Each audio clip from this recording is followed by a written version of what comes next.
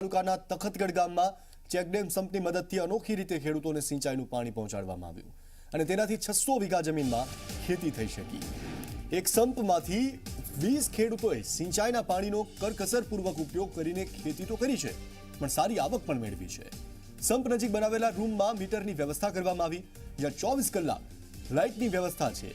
મીટરને operate કરવા માટે mobile operating system રખાય છે, જેનાથી ઓટોમેટિક સિંચાઈનું પાણી મળી રહે। મોબાઈલથી કોલ લગાવીને મોટર ચાલુ કરી શકાય અને કોલ લગાવવાથી મોટર બંધ પણ થઈ જાય। આ પદ્ધતિના કારણે ખેડૂતોનો સમય પણ બચે છે, પાણીની બચત પણ કરી શકાય છે અને ખેડૂતોએ રાત્રે કડકડતી ઠંડીમાં હેરાન પણ નથી થવું પડતું।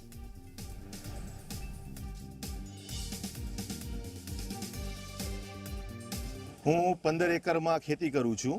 અમે દેવી નર્મદે ચેકડેમ જીએલજી ગ્રુપથી અમે જે આ પ્રોજેક્ટ બનાવ્યો છે એનાથી અમને સારો એવો ફાયદો થાય છે।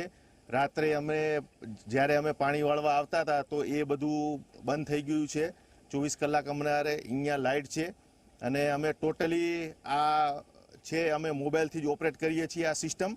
અને અમને 12 મહિનામાં પેલા ખર્ચો ડીઝલનો ને એનો 15 થી 20 હજાર રૂપિયા થતો હતો, અત્યારે એના ઓવરમાં અમારે 6 થી 7 હજારમાં કે 3 હજારમાં અમને આ ખર્ચો પૂરો થઈ જાય છે અને ખાતરનો બચાવ થાય છે, વીજળીનો બચાવ થાય છે, ખેતીના ઉત્પાદનમાં અમને સારો એવો ફાયદો થયો છે।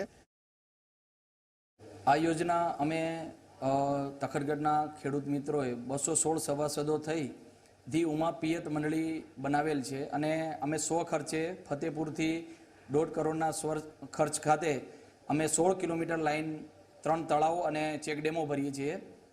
તેમના થકી અલગ અલગ તળાવ ઉપર આવી રીતે યોજના બનાવવામાં આવેલ છે। તેમાંની એક યોજના આ નમામી દેવી નર્મદે ચેકડેમ ઉપર બનાવી છે, જેમાં 22 સભ્યો ભેગા થઈ એક 24 કલાકનું વીજ કનેક્શન પ્રાપ્ત કરેલ છે, જેનાથી દિવસની વીજળી મળે છે અને ઓટોમાઇઝેશન થકી આખી આ યોજના ચાલે છે। મોબાઈલથી ચાલુ બંધ કરી શકીએ છીએ, સીસીટીવી કેમેરાથી પણ આ સજ્જ કરેલી છે અને દિવસનો લાઇટ હોવાથી ખેડૂતને વીજળીની બચત થાય છે, 100% ડ્રીપ ઇરિગેશનથી પાણીની પણ બચત થાય છે। દેવી નર્મદે ચેકડેમ બનાવ્યો છે, જ્યાં પહેલાં અમે મશીનો હતા અને અત્યારે અમને 24 કલાક લાઇટ અહીં મળ્યો છે।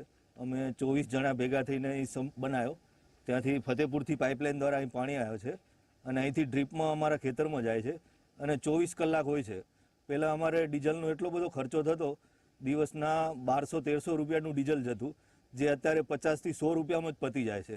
એટલો બધો નોમિનલ ખર્ચો આવ્યો છે અને રાત્રે ઉજાગરા કરવા નથી પડતા અને ખાતર ને બધું અહીં ડ્રીપમાં અહીંથી ચડી જાય છે, એથી ખેડૂતોને બહુ ફાયદો થયો છે।